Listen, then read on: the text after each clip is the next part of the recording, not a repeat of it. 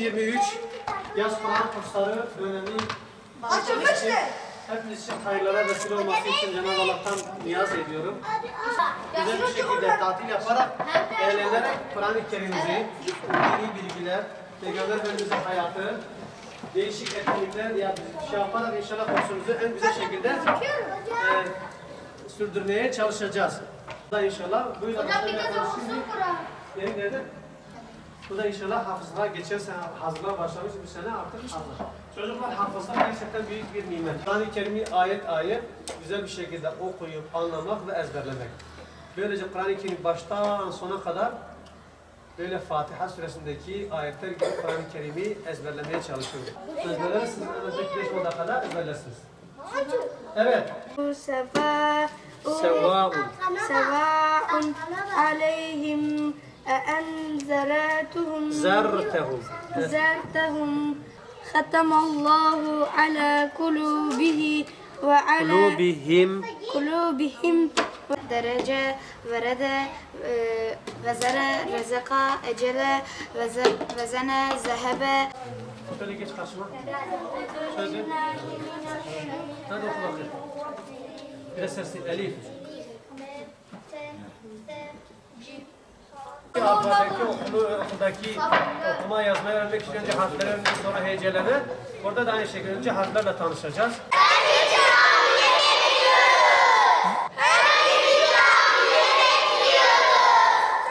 Elhamdülillah bugün farklı, neşeli, huzurlu bir gün yaşıyoruz. Niye? Çünkü 2023 yaz Kur'an kursları bugün itibariyle başladı, açıldı. Çocuklarımız yavaş yavaş geliyor. Biz bugün onlarla, çocuklarımızla tanışma, onların kayıtlarını alma. Bu sene diğer senelerden farklı olarak 3 tane ana ders Kur'an-ı Kerim dersimiz bittikten sonra 4. derste etkinlik dediğimiz derslerimiz olacak. Etkinlikte uygulamalı olarak abdest alma, namaz kılma, Peygamber Efendimiz'in hayatını birebir çocuklarımızla ilgilenen onlarla öğretme, terbiye, ahlak, büyüklere karşı olan görevlerimiz, camiyi tanıma vesaire, her hafta değişik bir konuda inşallah etkinliği yapacak çocuklarımızla inşallah böyle hasbihal yaparak derslerimizi gerçekleştirmeye çalışacağız. Yavaş yavaş çocuklarımız gelmeye başladı. Bu sene yoğun bir ilgi bekliyoruz. İnşallah camimizin de bu potansiyeli biraz büyük olan bir yer olduğu için takriben 200-300 arasında bir öğrenci bekliyoruz. Başlangıç tarihi hafta içi aynı okul gibi saat 9 ile 1 arası. Buradaki 1 saat 1'e kadar sürmesinin amacı çocuklarımızı öğrettiğimiz o namazı beraber onları da cemaate dahil ederek çocukların cemaatle namaz kılma ve cemaatle namaz kılma becerisini ve uygulamasını onlara öğretmektir. Kursumuz bugün itibariyle 3 Temmuz ile 8 Ağustos arasında kursumuz başlamış ve bitmiş olacaktır. Yani 6 haftalık bir süreyle eğitimimiz gerçekleşecektir. Velilere çağrıda burada bulunuyoruz. Mümkün olan herhangi bir mazereti olmayan velilerimizin çocuklarımın katılımı için gereken desteği ve ilgiyi bekliyoruz. Burada 3 aşamada eğitim gerçekleşmekte. 4-6 yaş okulumuzun hemen bahçesinde. Orada 2-3 tane görevli bayan hocamız görev yapacak. 2-3 tane veya 4 tane de bayan hocalarımız gelen yaşları 7 ile 20-25 yaş arası kızlarımıza ders verecek.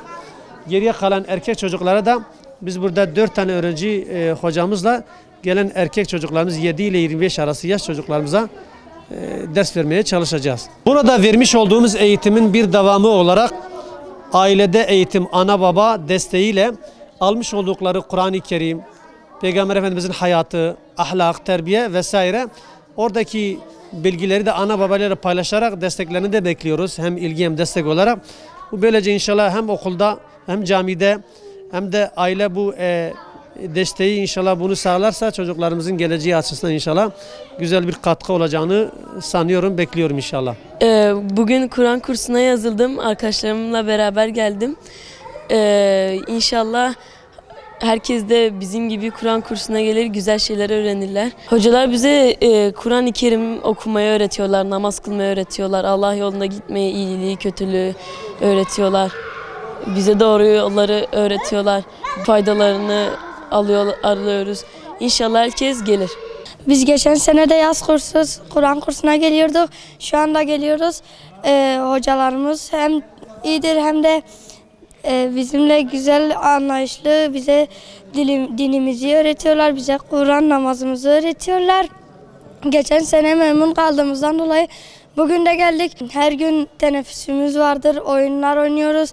Hocalarımız bize etkinlik öğretiyor. Camide dini öğreniyoruz, namazımızı bize kıldırıyorlar. Namaz öğreniyoruz, abdesti öğreniyoruz, İslam'ın şartlarını öğreniyoruz. İmanı öğreniyoruz. Herkesi de camiye davet ediyoruz. Ben hafızlık okuluna gidiyorum. Çerçeveoğlu camiye geldik. Hocalarımız var, bize Kur'an öğretiyorlar. Ders alıyoruz. Etkinlikler var, ahlak veriyorlar. İslam dinini öğreniyoruz. İslam'ın şartı, İslam'ın şeyleri öğreniyoruz. O okul güzel. Ezberlerimizi burada da yapıyoruz. Ezberimi unutmayayım diye gene camide kaydımı yaptım yaz Kur'an kursuna. Hepinizi camiye bekliyoruz.